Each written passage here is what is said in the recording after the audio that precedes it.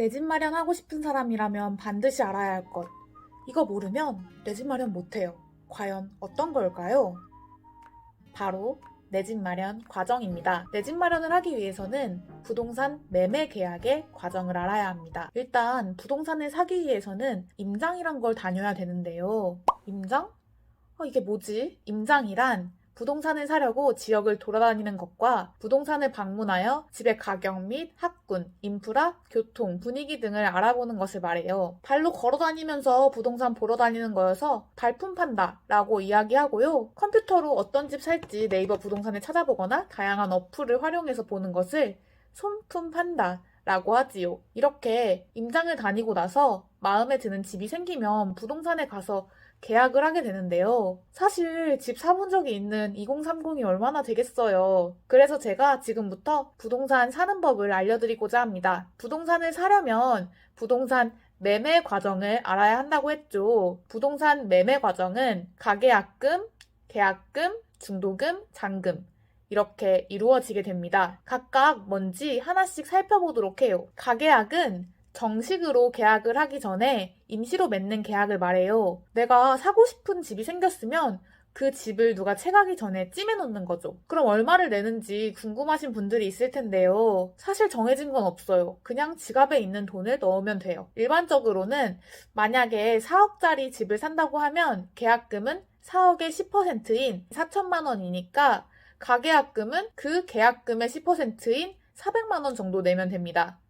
사실 이는 정해진 건 아니어서 200만 원을 내든 100만 원을 내든 상관은 없어요. 다 사람마다 다르고 1000만 원을 내는 사람도 있어요. 내가 이 계약을 꼭 하고 싶다 하는 경우에는 큰 돈을 내면 되는 거고 혹시 계약을 파기할 수 있다 하면 계약금을 적게 내는 것이 좋겠죠. 단순 변심으로 인해 계약을 파기하면 계약금을 돌려받지 못하니 또 신중하게 금액을 넣어야 해요. 가계약금을 넣고 집을 사기로 했다면 다음 절차는 계약서를 쓰는 건데요. 계약서를 쓸 때는 계약금을 집을 파는 사람에게 줘야 합니다. 이 계약금은 내가 부동산을 사는 매매가의 10%가 통상적으로 내는 금액이고요. 가계약금을 1% 냈으니 나머지 9%를 집주인한테 넣고 계약서를 씁니다.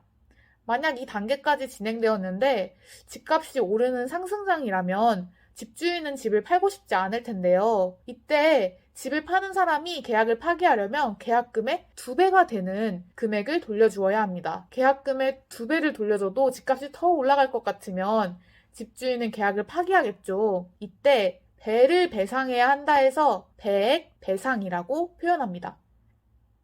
다음은 중도금인데요. 중도금은 중간에 내는 돈입니다. 중도금은 역시 정해진 금액은 없는데 부동산에서 대개 매매대금의 40%를 중도금으로 이야기합니다. 4억짜리 집을 사면 1억 6천 정도 내기도 하고 협의에 따라 아예 없을 수도 있습니다. 중도금을 내면 계약을 해지하지 않겠다는 것을 뜻하기 때문에 집을 파는 사람이 계약을 물을 수가 없게 됩니다. 만약에 이 집을 반드시 사고 싶다면 중도금을 내시는 게 매수자 입장, 즉 집을 사는 사람 입장에서는 좋습니다. 잔금은 나머지 찌끄레기 금액이라고 보면 되는데요. 반찬 남은 걸 우리는 잔반이라고 하죠. 잔금 역시 계약금, 중도금 다 거치고 나서 나머지 남은 금액을 정산하면 된다고 해서 그 남은 금액, 잔금이라고 해요. 중도금이 있는 계약이라면 계약금 10%, 중도금 40%, 잔금 50%로 구성되어 있고 중도금이 없는 경우는 계약금 10%에 중도금 없고 잔금 90%로 집주인에게 주면 됩니다. 잔금은